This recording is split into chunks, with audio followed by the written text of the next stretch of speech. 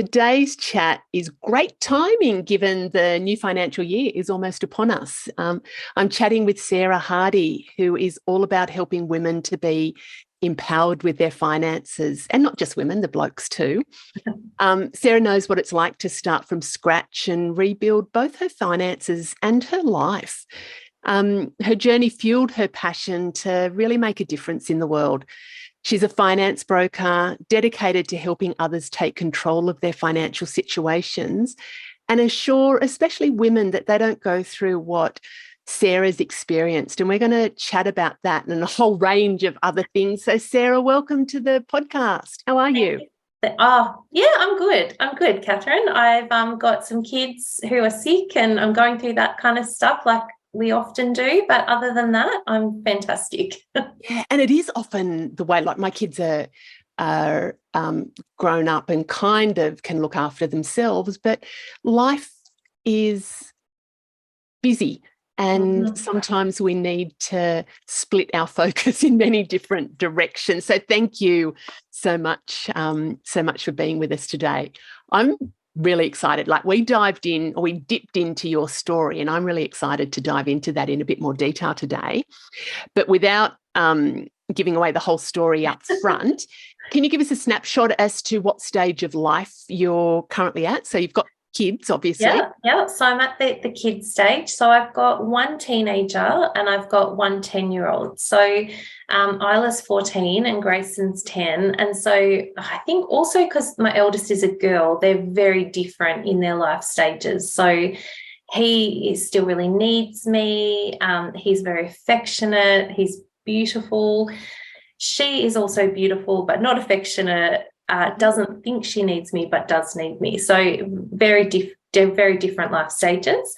I'm married, and my husband and I both run our own businesses. So that's I'm trying not to use the word busy. I'm trying to use the word I don't know. I'm choosing at this point in time to be fairly full, but I'm doing that intentionally. Oh, I love that. Yeah. I love it. So choosing not to be busy, but choosing to be full, intentionally full. Tell me more. Well, I just feel like I've caught myself in this phase of just going, oh, I'm so busy, I'm so busy. And it kind of is this word we all throw around and it doesn't really mean, what does it mean? Because yes, we can be busy, but if it's by choice, and busy is a sort of like, seems like a bat for me, it just, I don't know, it doesn't fill me up. Yeah. So I'm trying to be conscious about my choices that I'm making. So my life is really full because I've got two children. I have a husband who's running his own business. He's doing a fabulous job. So we could sit there and go, oh, well, our life would be much easier if I also didn't choose to run a business. But that for me is important. So we have had a period of time where I wasn't working a lot and I definitely wasn't fulfilled with what I was doing. And even though it helped the family, it didn't help me. So I just need to make conscious choices and do things like I want to be here, so I'm here. I make conscious choices about where I want to be. So my life is full, but it's also wonderful. Oh my gosh, I love that so much. I didn't even mean that. Like I said, full and wonderful. Wonderful. It's full of wonder. That is, oh my gosh, let's just finish the podcast there. Everybody's heard what they need to hear today. I love that for so many different reasons. And I think the thing that stands out for me the most is about conscious decisions, that you want to be here today. So you've made that happen. And I know that you have a lot on your plate as well, but it's about wanting to be here and having an opportunity to share your story. So you've made that happen. So I'm really, really grateful, and I'm hoping our listeners will be very grateful for that too. Hopefully. Yeah. And it's also about having a full life, and what does that mean? And you're choosing that work is part of that, and family is part of that, and relationships are part of that, and how that all fits together. It doesn't mean that if we have a lot going on that that's a bad thing. Do you hear that a lot? I hear that a lot, that people say, stop the busyness, as though if you're doing a lot that it's a bad thing. Well, I think it's when you're doing a lot of things that you don't really want to be doing. Yeah. So I used to be a real people pleaser, and I struggle because I do like people to like me. I Same. admit that, like that. Yeah. I'm not someone who doesn't care about other people. I try and be, compassionate and be treat people the way I want to be treated. But I've just started making conscious choices, I guess, and not saying yes to everything, even though I want to do everything. Yes. Going, okay, well, if I do all of the things, or if I work in a job that I hate, even though it's making me lots of money, those kinds of things. Yes. So, like, starting a business was a choice. Like, I was in a successful consulting role, which I did make really good money, and I will make that money in this business, but you start again.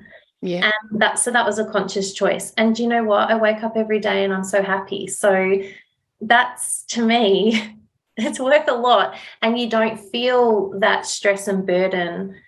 So that's what I think. The busyness and the fullness and not being full is because we're doing things that we don't really want to be doing. And so then it feels like a drag and a chore. And then also the stress for me, I've got some health issues. And so stress is just terrible. Mm-hmm. Like, it's so terrible for it. So I'm trying to eliminate stress by doing things that I consciously want to do. Oh, I love it. I really love that. And I think it's the reason, like, what's our why for doing things? And sometimes we do things because it's to make it easier for others, to not rock the boat, because we love doing lots of things and keeping active, but it's about how's that working for us, and is it causing stress, or is it draining us, or is it lighting us up?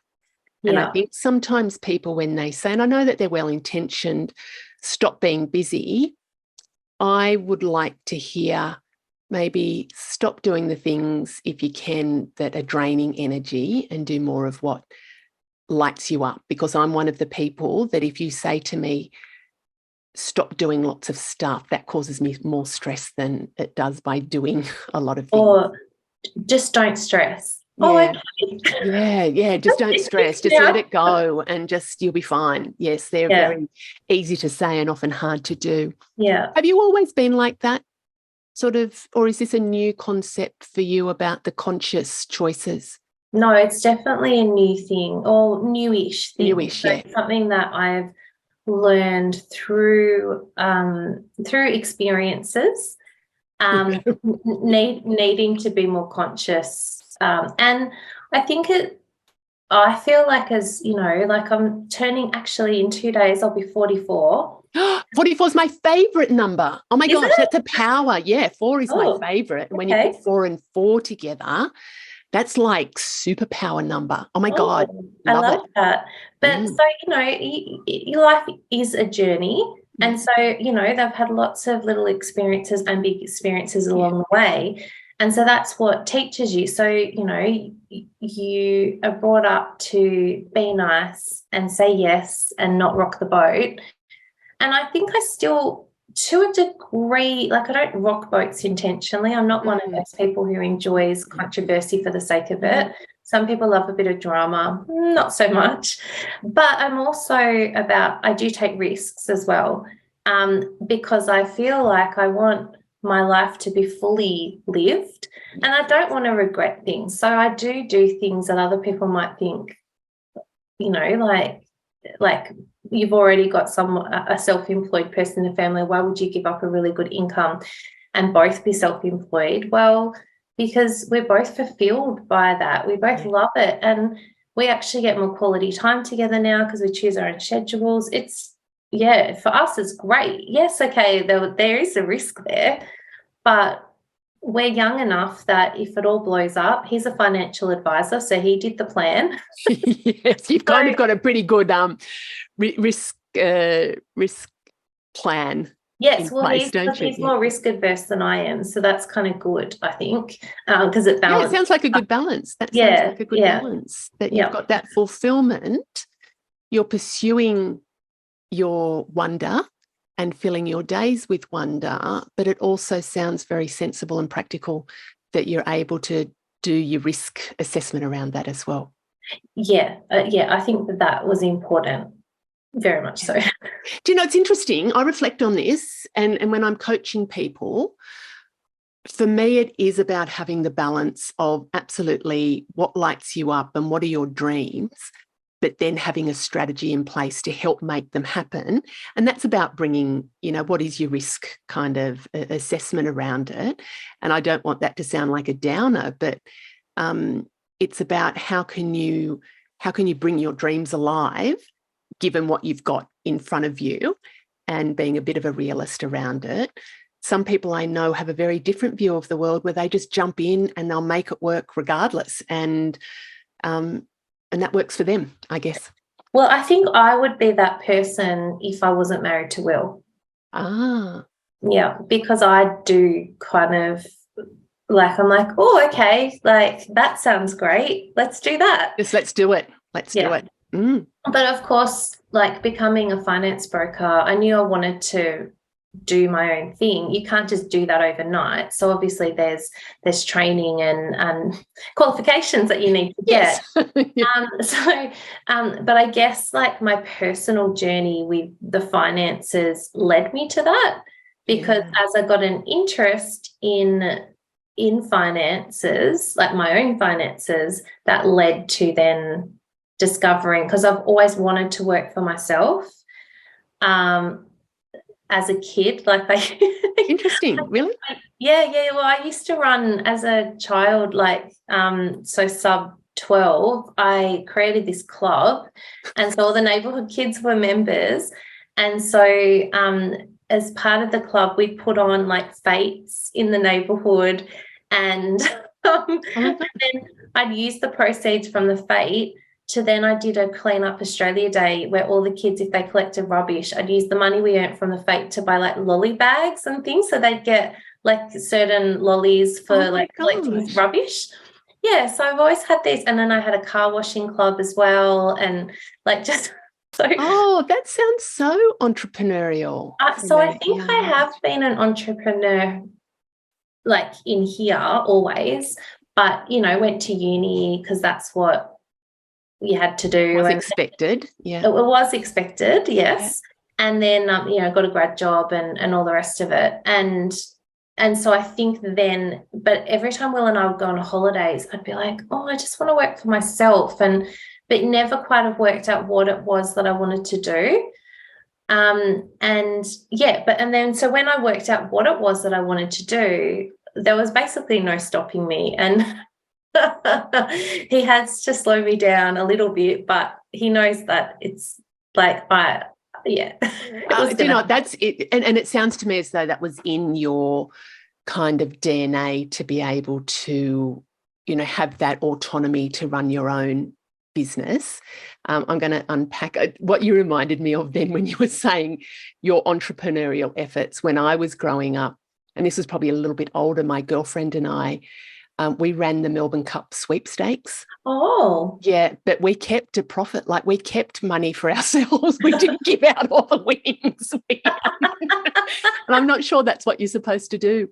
But we were just like, we took a cut off the top of that. So you basically weren't running a sweepstake, you were being bookies. Yes, I think we were being bookies. So it's interesting how that pans out. So what was growing up like? Where did you grow up? So Sarah lives in Canberra here at the moment. Where did you grow up, Sarah? I grew up outside of Wollongong. So I was born in Wollongong Hospital, but South Coast. But I was born in Dapto. So Dapto's known for the dogs. Dapto dogs, yeah. Maybe I was a bookie in a previous life. So yeah, the Dapto dogs, yeah. So I grew up in a household. My mum didn't work until we went to school. And so dad was when I say she didn't work a daytime full-time job. So dad was the main income earner. Yeah. And mum would do shifts at the Chinese restaurant at nights. And then dad would look after us at night. So I grew up not knowing that we didn't have a lot of money, Yeah. because everything I needed, I had. So, so I had a really beautiful childhood, and I just remember it really fondly. I was, had best friends since, like, we moved into the first house Mum and Dad bought. I was I 4 or 5? And so my sister and I became best friends with the 2 little girls next door. And, there was just this beautiful group of kids. So that was lovely. And when I moved to Canberra, that's when I kind of noticed, that's when sort of possessions became more important. So I don't know if that was a Canberra thing because it's a higher socioeconomic area, or if it was just the age. How old was that, university? In year 6. No. In year 6. Year 6. So going into high school. And so all of a sudden those possessions became more important. But that was at the same time that, like, my mum was already working, but that's when she went into the public service, and she sort of started, then our economic situation changed as a family, because all of a sudden we had 2 full-time working adults, and obviously Mum was earning a lot more money as she progressed up the ladder. Yeah. And so then, I guess we became like a middle class family. But again, I don't know, like, money wasn't the focus. Like, we never went without anything, so it wasn't, but I just know, like, that's when, like, Mum went to visit her sister in New York and brought me back dance Reeboks. So, like, that was, like, very exciting. That's very exciting. And then as soon as I could get a job, I did. Like, that was really important to me.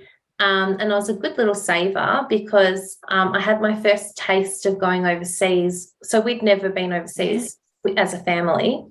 But my friend's parents were taking her, she had older brothers, they were grown up. And so they said, look, Sarah can come, but she has to obviously pay her own way. And so I was saving, I wasn't earning a lot of money. I feel like I was getting like $30 paychecks, but I don't know if I'm exaggerating that, but that's how. That's mine. Mine were 30. I think mine was like a $25 paycheck when I was working at Woolies. Yeah, this was working at Fossey's. So Fossey's, yeah. And so anyway, I went on that holiday, and Mum and Dad had to lend me money because I didn't have enough. And they've said to me since, we were like, okay, like, that money's gone, kind of thing. And I came back and I paid it all back because, that was important. And so then I had the travel bug. So from that point, when, like, next trip wasn't until I was 19, but I was very focused on saving to travel because I loved it. So I think I've had a good concept of money from an early age.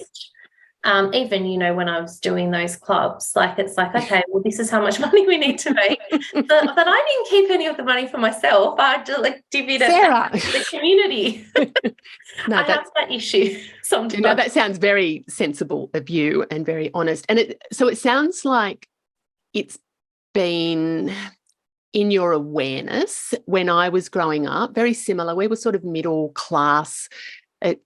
For me, we didn't have the best of everything, but we certainly, everything was there that we needed to have. And I was not fantastic with money. I liked nice things, and if I needed to save for something, I would, but I spent a lot of money. So it sounds interesting, that concept for you. What happened because you were travelling overseas, so you met you had a boyfriend that you travelled with, or a partner? No, so my fiancé? Yes. So, like, I have been engaged before Will. So so we got together very young. So I was at uni, so I met him in my What were you studying at uni? I started doing tourism. And then I was like, because I wanted to be a hotel manager. Yes. But then I was like, it's going to take way too long to get to that hotel manager job, and I'm probably going to be a receptionist. Why am I doing a degree to do that? Yeah. And I loved my marketing unit, so I actually changed my degree. So I did I've got a BA in management, and then I did my 3 majors. You only do 2, but I didn't want to lose the work that I'd done in the first year. So instead of, like, somebody saying to me, that's going to cost you a lot more money and you have to do extra units, so I did a higher workload so I could not waste. Not use, yes. Interesting. Interesting. Which is now I would have done it very differently. Yeah. But anyway, so I majored in marketing management and tourism. Yeah. Wow. Cool. Yeah. Yeah. Cool. So then you were engaged? Yeah. Young? So then, young? yeah. So I bought a house with my, at the time, boyfriend at 21. Wow. And yeah, and we were engaged. And then he said, so my company's moving. So speaking of bookies, he was a sports bookmaker. So they were moving from Canberra to Fareham, which is just outside Portsmouth in England. In England, and he's like, and we're going.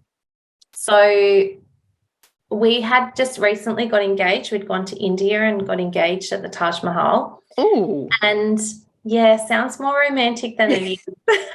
Let's just leave it romantic. Let's just leave it romantic. Well, my second engagement was at the Empire State Building to my current husband, my only husband, because I didn't marry the other guy, and that was much more romantic. I'll just say that. Mine was walking around Lake Ginninderra. Oh. And it was John just said, I suppose I better ask you. No, I won't go into that. I don't want to say. Anyway, let's go with the romantic. Let's go. Taj Mahal. So we're engaged. He's like, we're going. And I was like, okay. But, I was also like, so I was doing a grad job working for Diageo. So really, it was really competitive. There was only one job in Canberra and 5 in New South Wales. And so anyway, so I was doing a job I loved. It was really hard to get, but at the same time I was young. So I was 22. So I was like, okay, well, let's go. Let's go. And so we went over, and then at the time you could only work 12 months of your 2-year working holiday visa. So he was on a company-sponsored visa, but I was on a working holiday visa because we weren't married.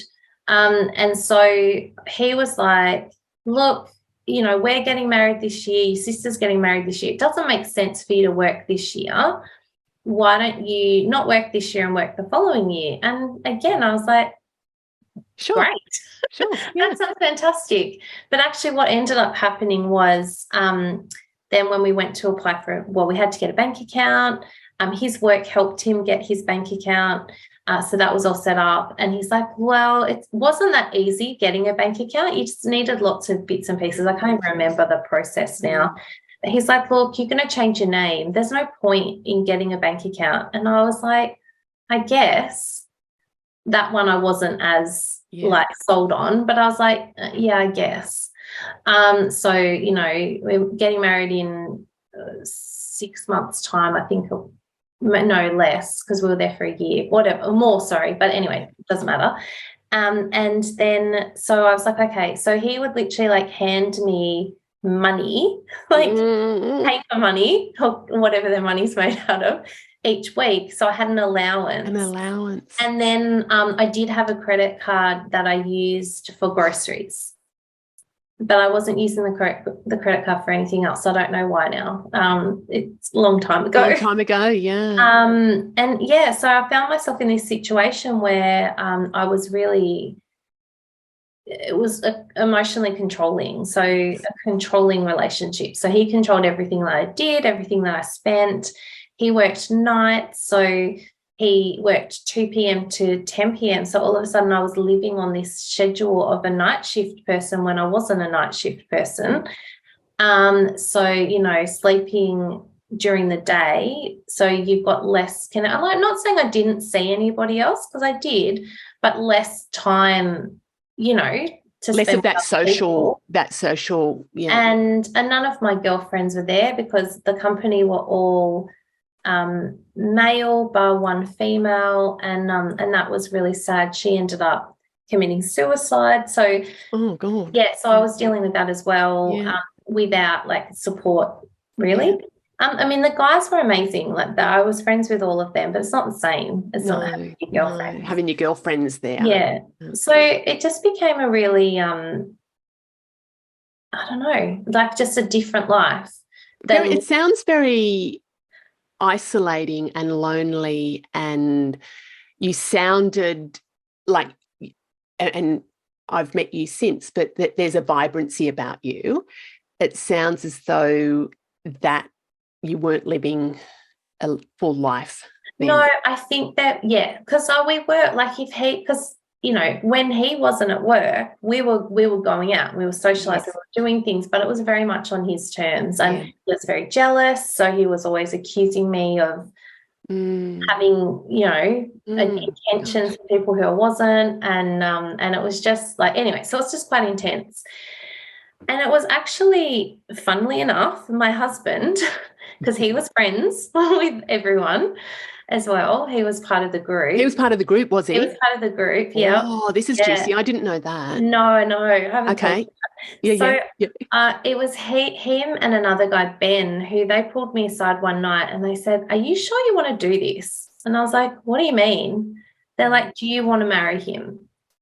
And I was like, hadn't really crossed my mind that I shouldn't, or but then I just sort of started, and they were like, "We just don't think he treats you very well, and you deserve to be treated better than that." And I was like, that's so interesting, because I thought to the outside world he was perfect, and I think to most people he was. They just saw us as a perfect couple.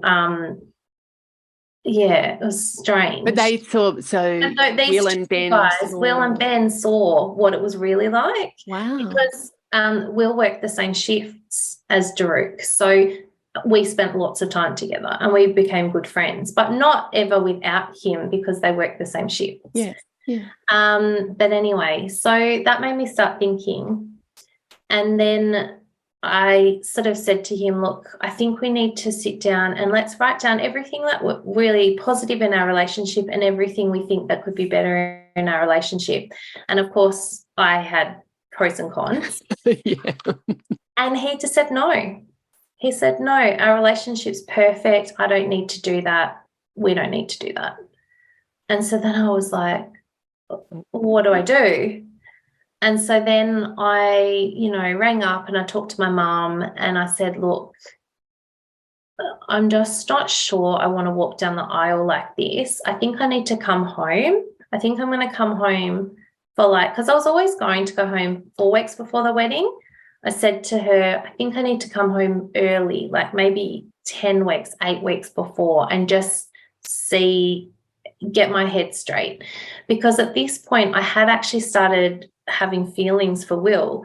Oh, yeah. And it was and I just wanted to not be. And he ended up moving to London, so he wasn't in my world every day anymore, but there was something, something in my mind there. Yeah. And so Mum's like, "Look, that sounds like a good idea." And so I talked to Daruk about it and he said no. Oh. And so I was like, "Well, I can't marry you like this. Like, you don't want to talk about the things that are making me unhappy. And you don't," I don't know, like you just want me to go along and do, like he just wanted Sounds very emotionally controlling. Very emotionally controlling. Very emotionally controlling. I wasn't able to have my own ideas, I guess. And I think he liked it that I wasn't working, because at this stage I'm so bored as well. I can imagine. So I was like, I'm just going to apply. If you don't want me to have some serious job, I applied at the movies. I applied at the video shop without him knowing. Yeah. But I was so silly. I hadn't.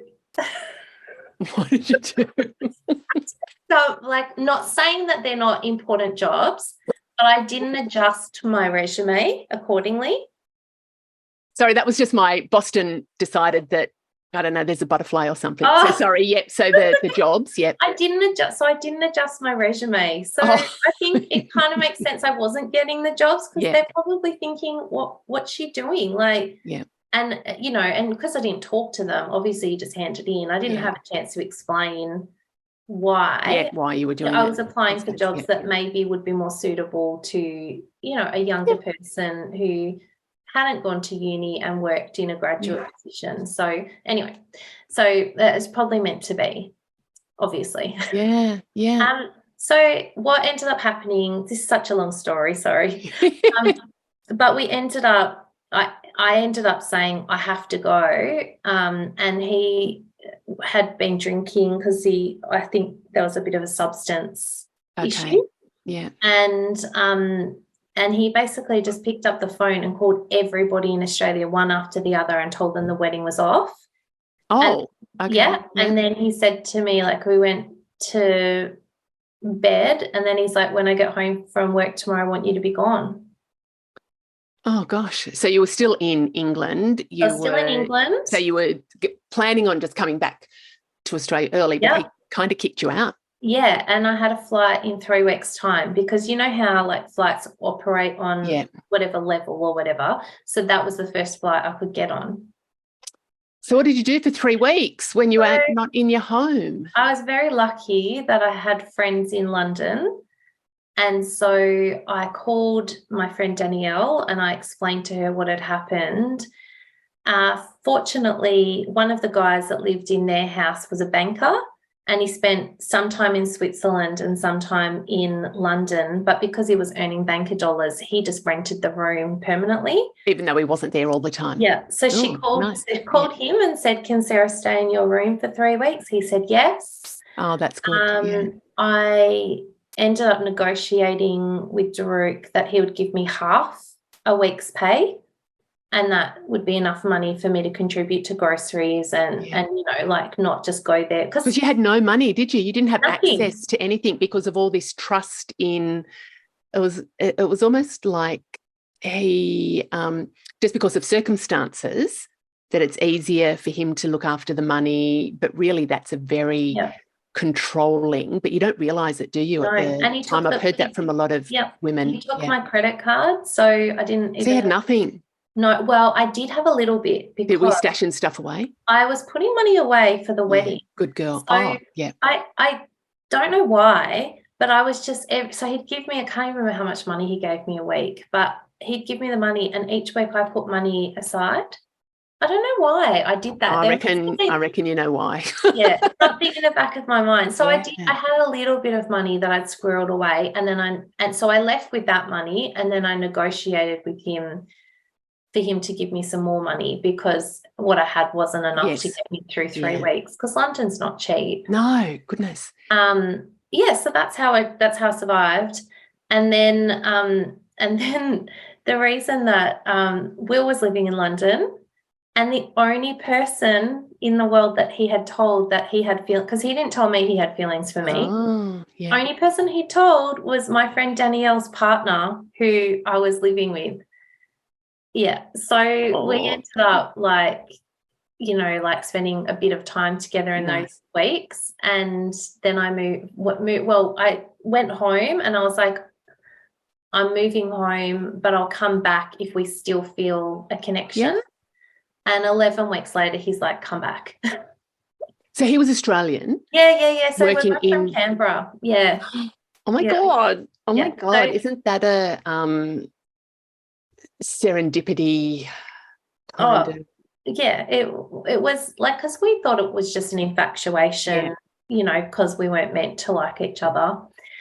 So that's what got me into the space of really like that female empowerment thing, because I was totally disempowered, and I know what it's like to have nothing. So I had to borrow some money from my parents to start again. How old were you at this stage? Was this 22? I was 23. 23. So that's young, and it sounds like, you know, that you were a young, ambitious woman who, you know, went to university. You got a graduate job, that you had the ambition there, but life kind of took a little bit of a detour in the relationship. And it's not like doesn't sound, Sarah, as though it's this obvious emotional abuse, but it was kind of like this, how do you describe it? This whittling away at your confidence, and, you know, you were just trusting in, you know, it sounded sensible not to have your own bank account kind of. Yeah, everything could be explained away. Yeah. And I think it's just, if he wasn't such a jealous person, Yeah. I think that's why he needed to have the control, Yeah. because he was constantly worried. Yeah. And then in the end, that's what drove me away. Yeah. Which is about his insecurities. Yeah. And then, so fast forward, you and Will, you went back. Yeah. So Hooked up with Will. Yeah. So went back, and my best friend came over and she lived with us, and we had a fabulous time. So we lived there for 4 years, and then we moved to Melbourne. Then he got a job on the Gold Coast. We moved to the Gold Coast. Lots of, different things happened. Had 2 children. But then I found myself in another position where because he's a financial advisor, I was like, it makes total sense for you to look after the money. I had my own bank account. Yeah, good. Good. So I had access to money at all times. So we have our banking set up where we have discretionary and non-discretionary money. So I always he has his money he can spend however he wants. I've got my money I can spend however I want. Always had freedom. But when COVID was happening, our son started having suicidal ideations, and he was only 7. Oh, gosh. And that really rocked our marriage, because I was sleeping with our son for at least 6 months, and we just really, it just sort of, through the stress of it, it really fell apart, and my health was really bad as well. So I've got Hashimoto's, hemochromatosis, and diabetes now. Oh, God. Which was caused by the high iron. So hemochromatosis is high iron. Hashimoto's is when your thyroid doesn't work. Yeah. And so my body was just really struggling. And very stressful. So before, when I said about stress, so I ended up quitting my job. And I was doing I started a jewelry business, because I can't do nothing. Yeah. But with that business, kind of like with the kids, with giving all the profits away, I basically looked after, there were 5 families in Indonesia who helped in the production of the jewelry. And I basically I made sure they all got paid, because they didn't have any money. And so there really wasn't any money left for you. No more money left for me. I got a couple of trips to Bali once the pandemic finished. But so that business, my husband calls it my charity, because it doesn't. You were working to support the other family. Yeah, which he thinks he thinks I'm a bit crazy, but so our marriage actually fell apart. And I found myself again not employed. I had no idea of the status of our finances at all. Very different situation though, because Will was he gave me money until I got a job, which didn't take long. He, said you can have 60% of everything. There was just no arguing, because he still loved me and I still loved him. And it took us 3 months to find out, through counselling and the rest of it. And then a lot of work continually. It's been 2.5 years now, and we're in the best place we've ever been, I think, because we went through that. Yeah. As awful How's as your it was. son? How's your son? Oh, he's so good now. So we changed schools. We got him a psychologist, but that stuff just didn't happen straight away, because we're on a waiting list for a psychologist. So that's why it was just such an intense time. But again, I'd given control of my finances to somebody else. And even though it turned out really well, I was like, what are you doing? Yeah. And it's a good faith giving control. It's not like they were really forcing you. It just seemed like it was a sensible thing to do. No, with Will, it was totally opposite, totally different. It was he loves spreadsheets and numbers, and that's what he does. So it kind of made sense. Yeah. So through that, I just started doing courses. So I did a course called the Spending Plan, and it's basically teaches you how to manage your money. And I guess I knew how to manage my money because I'd done it well from an early age, but it just reconnected me with that. And then, just started reading books, mostly written by women, different sometimes financial brokers, sometimes planners, sometimes no qualification at all, just different thoughts about it. And then books written by men as well. But I just liked that female perspective because there's not many of them.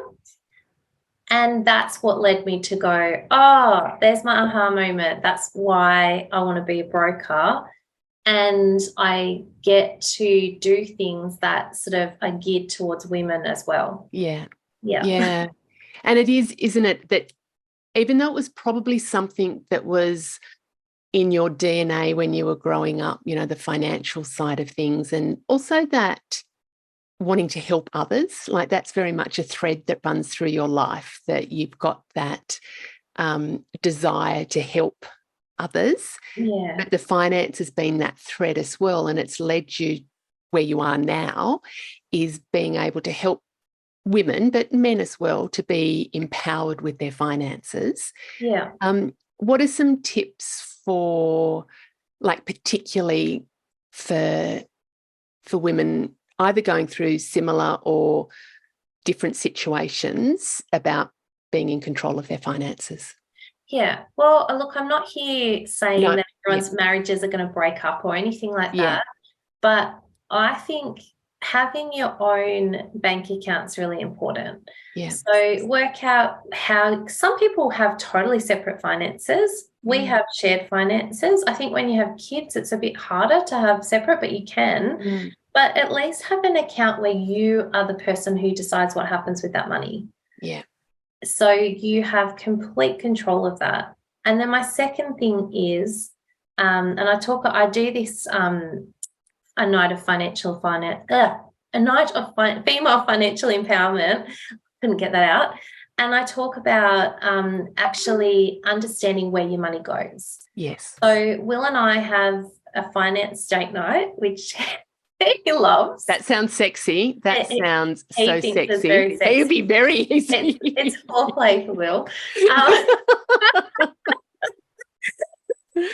Oh my gosh. I just, that's conjuring up so many different images that I don't think we need to go there. So and so with that, we sit down and we talk about, like, we look at, because we have businesses, it's a little bit different.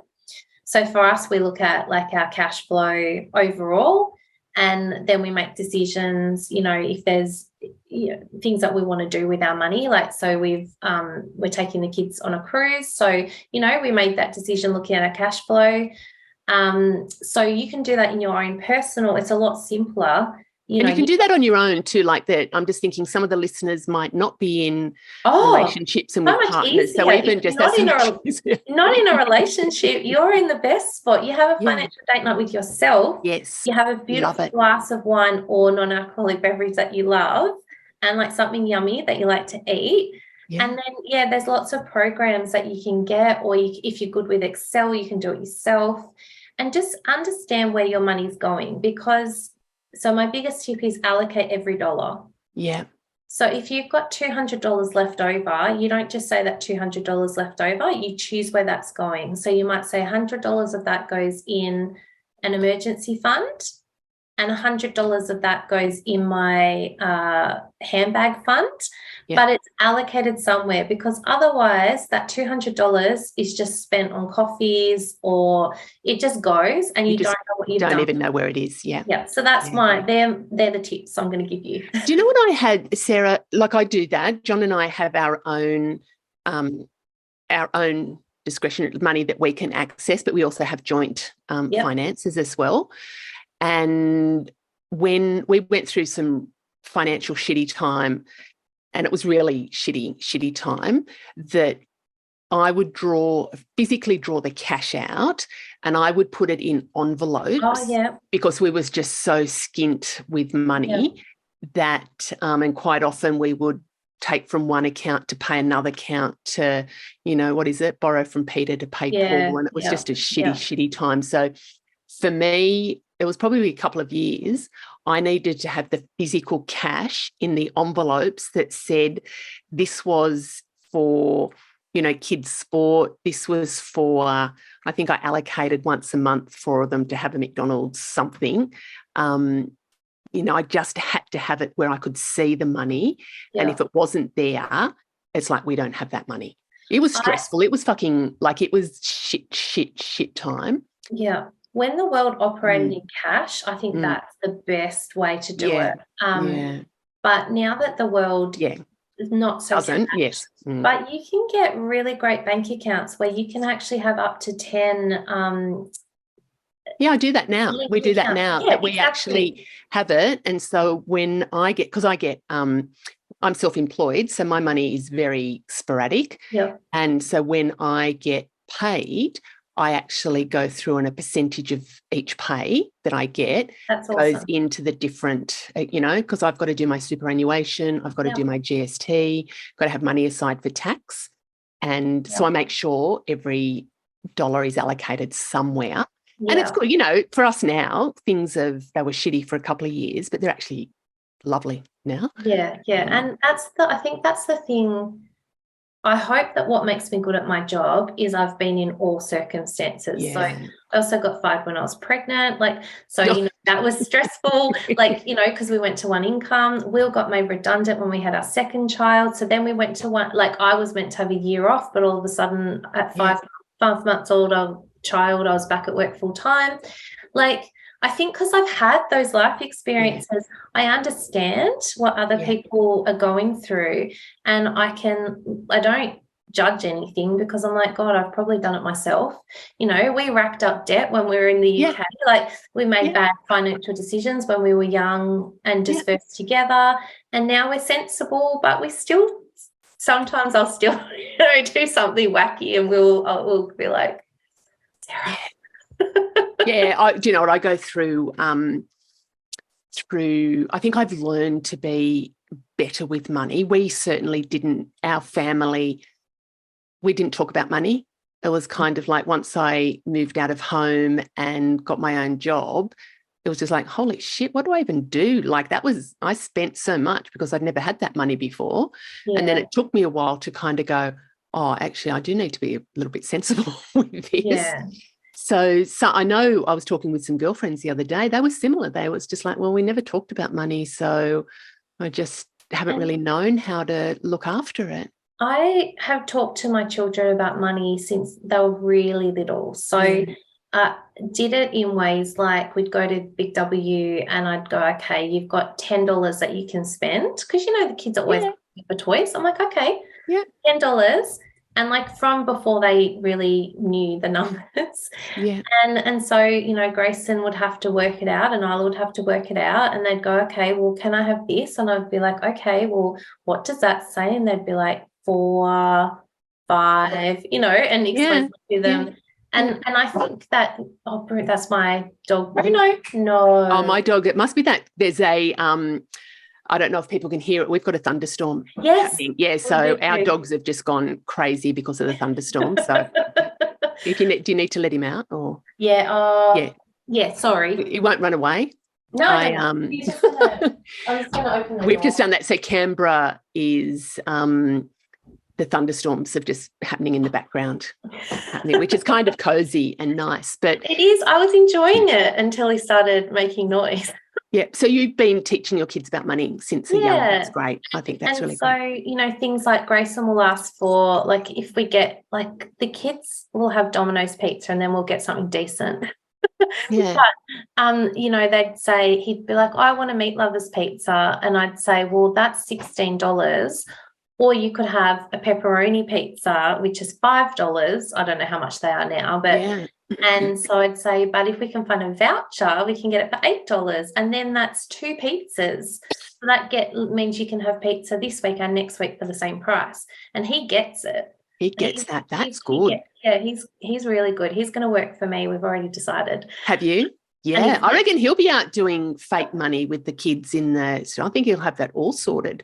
Yeah. With the kids in the neighbourhood. Yeah. Whereas Isla did exactly the same lessons, but she's just less, she likes focused. Yeah, and that's okay. And she's got her own job now. So when I helped to open the bank account, I opened up a savings one and a spending one. Yeah. And, but that's her money and she'll make her own decisions. And we'll do something where we'll match what she saves to try and encourage her that way. But at the end of the day, they're their own people. I think so too, that there's a lot of work around that financial blueprint that people have, and that how they're wired financially. I think it is something that you can learn.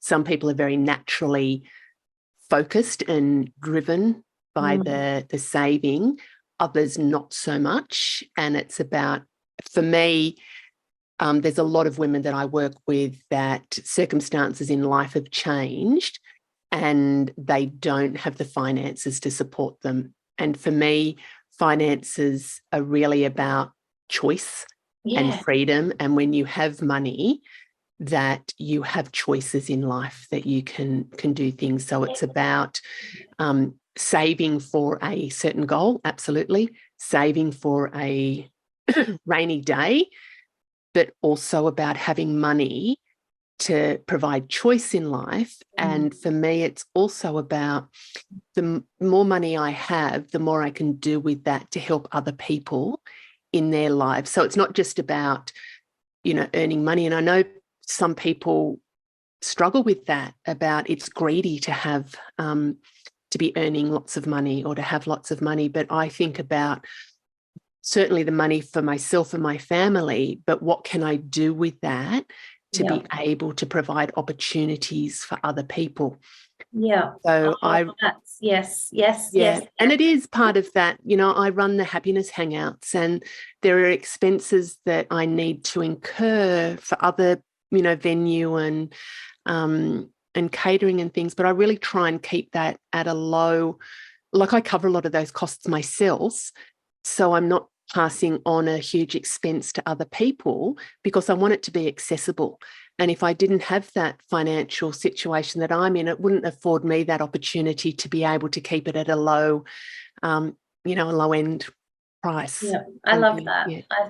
I think we share that. Yes. Because I feel the same way. I'm I like to give. I'm very community minded, and that's important to me, and it's part of my soul and my makeup. Yes.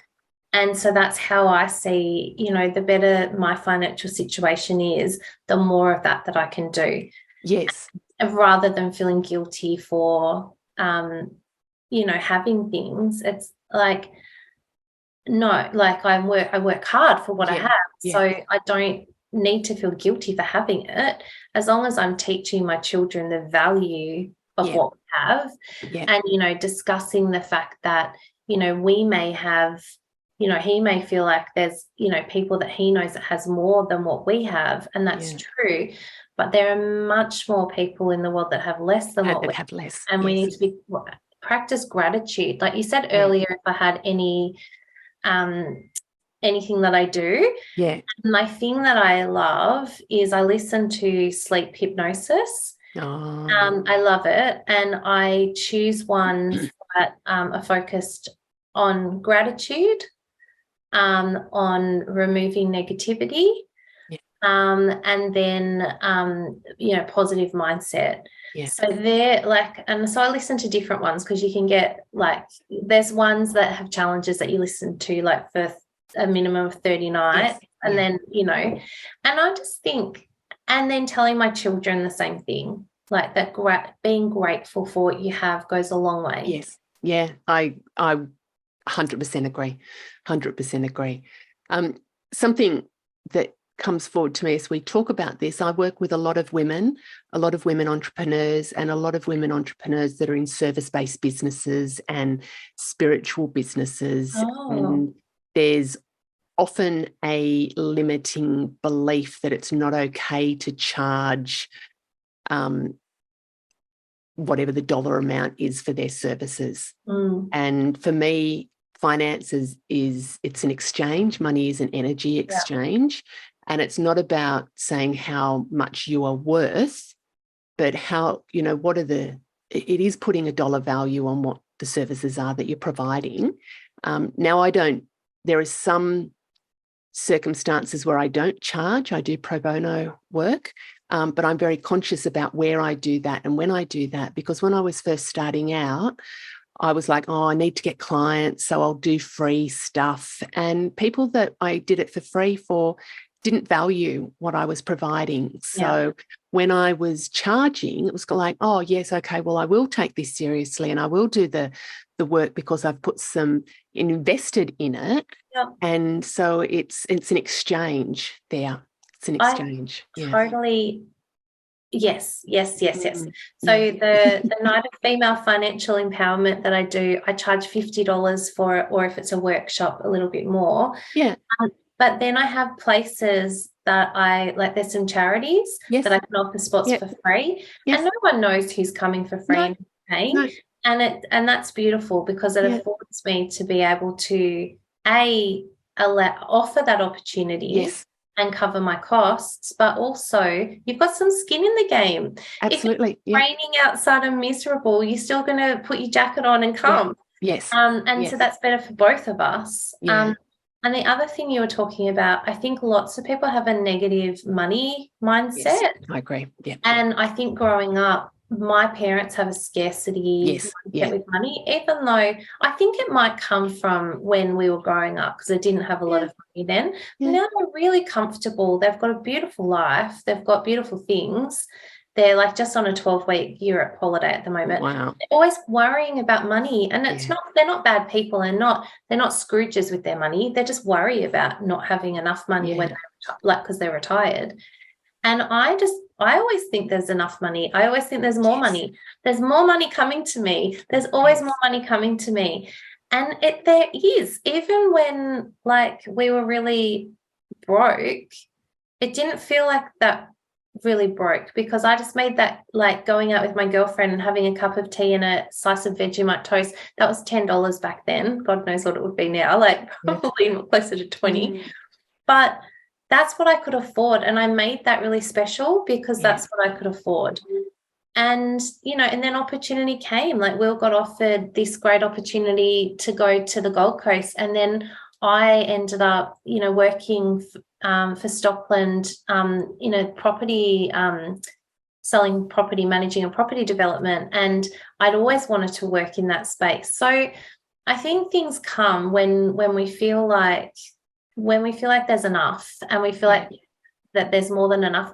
And I still used to give money to charity so did I, but sometimes it was kind of like... It wasn't a lot. It was, I'd dig through my purse. But one of the things that you were just talking then, scarcity, there's a lot of women I do work with that have that scarcity mentality. And I had this when we went through the financial challenges we went through. So I was pretty okay until that point. And I remember working in the organisation I was working in. My then boss was buying a new BMW and was super excited that she was paying cash for it.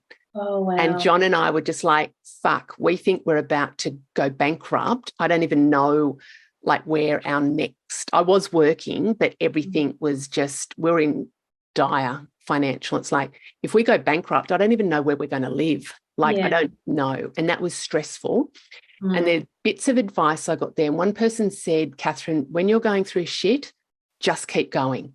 It doesn't matter how small the steps are, just keep going because the last thing you want to do is to be stuck in shit. And I know that sounds a bit crass, but it was just such this visual. I do not want to be stuck in that situation where I would go to the supermarket and not know if I was going to have enough in my account. I made so many excuses about,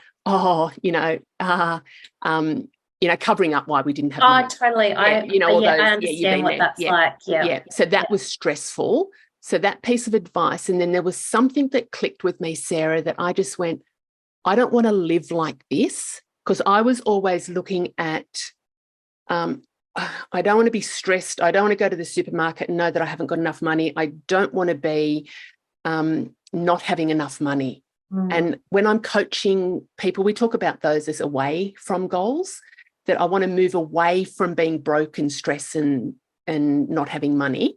And then it was just like, well, what do I want instead? And I'm swiveling in my chair here, sort of showing the away from and the towards goals. It was like, what do I want instead? Because what I was focusing on is scarcity, lack, poverty. So when you're focusing on that, you get more of it.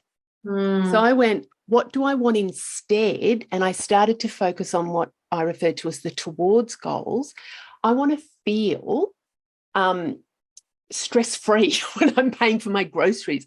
I want to have money that flows to me and have that abundance where I can actually live my life and do the things I want with my life, but have more there so I can share that with other people. I want to be able to feel free and around my finances. I want to feel empowered and in control of my finances. When I shifted my thinking, things started to change. That it wasn't easy, but things started to change. And for me, it was a real mind game. And when we focus on what we don't have, we get more of what we don't have. So even my little tip for today would be for people to sort of, all the sensible things about their finances, but where are you putting your energy? What you don't have, or is it what you want to have? I love and that. shift that. So, oh my gosh. Tell me quickly before we come to a close, what do you do for fun? What lights you? Your sexy finance date nights? Yes. Lights you up? Yep. I love going to the movies with my 10-year-old. Like we have really lovely little dates like that. Yeah. I love dinners with my girlfriends. Like that's just really beautiful. I go for a walk with my friend Beth once a week, Yes. once a week, and that really lights me up. And dinners out with my husband. And then lastly, drinking really nice wine. Oh, do you? Love wine. Love wine. Love wine. Gosh, Sarah, that was just such a beautiful chat. Where can our listeners find you? Oh, so I'm most active on Instagram. So my handle is Sarah Your Finance Broker. Yep. And I'm also on LinkedIn and Facebook with the same Sarah Your Finance Broker. And all the details will be in the show notes. So if people are following along and didn't catch that, you can find Sarah there. And so Sarah is a finance broker. Oh, and can I say one last thing? Yeah, sure. People think that they have to be ready to go when they go and see a finance broker, but with me, that's not the case at all. I can help you know what your borrowing capacity is and give you a goal to work towards. So you don't feel like you can't talk to me just because you're not ready. Yeah, perfect. Yeah, that's really good advice. And it's also good to be able to get a sense of how much you can borrow and things really as well, important. and just something to work towards. I think that's great. And that's about being empowered in life. Absolutely, as well. Yeah, that's about being empowered in life. Oh my gosh. Hugs, happiness. Thank you so much, Sarah. That's been absolutely beautiful. And if anybody like the tips that dropped out of today's episode, I invite you to sign up to the Happiness Hive newsletter. Go to happiness-hive.com. And if you scroll down to the bottom, it's got the bit about join the hive. I share just different tips with you about living your best and most beautiful life. So thanks again, Sarah. Bye. Thank you. Bye.